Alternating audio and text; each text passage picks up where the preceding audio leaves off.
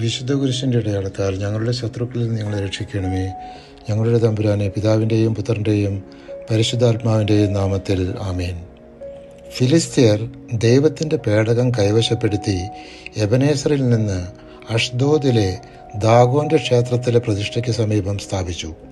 അടുത്ത ദിവസം പ്രഭാതത്തിൽ അഷ്ദോദിലെ ജനങ്ങൾ ഉണർന്നപ്പോൾ ദാഗോൻ്റെ ബിംബം കർത്താവിൻ്റെ പേടകത്തിന് മുമ്പിൽ നിലത്ത് മറിഞ്ഞു കിടക്കുന്നത് കണ്ടു.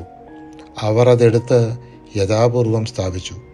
പിറ്റേന്നും അവർ ഉണർന്നപ്പോൾ ദാഗോൻ്റെ ബിംബം കർത്താവിൻ്റെ പേടകത്തിന് മുമ്പിൽ മറിഞ്ഞു കിടക്കുന്നു.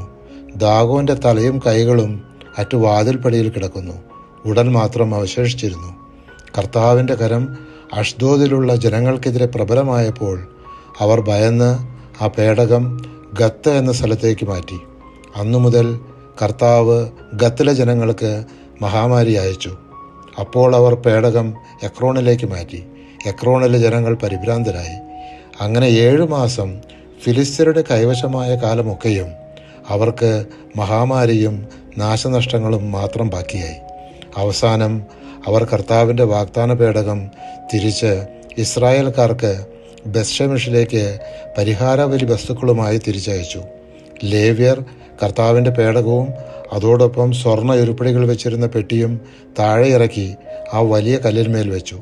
ബെത്ഷെമിലെ ജനങ്ങൾ അന്ന് ദഹനബലികളും ഇതര ബലികളും കർത്താവിന് സമർപ്പിച്ചു. കിര്യാത്രാമിലെ ആളുകൾ വന്ന് കർത്താവിൻ്റെ പേടകം ഗിരിമുകളിൽ താമസിച്ചിരുന്ന അബിനാദാബിൻ്റെ ഭവനത്തിൽ എത്തിച്ചു. അത് സൂക്ഷിക്കുന്നതിന് അബിനാദാബിൻ്റെ പുത്രൻ എലയാസറിനെ അവർ അഭിഷേകം ചെയ്തു.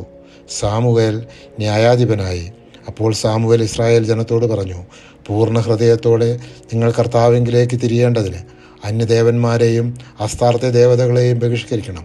നിങ്ങളെ പൂർണ്ണമായ ദൈവത്തിന് സമർപ്പിക്കുവിൻ. അവിടുത്തെ മാത്രം ആരാധിക്കുവിൻ.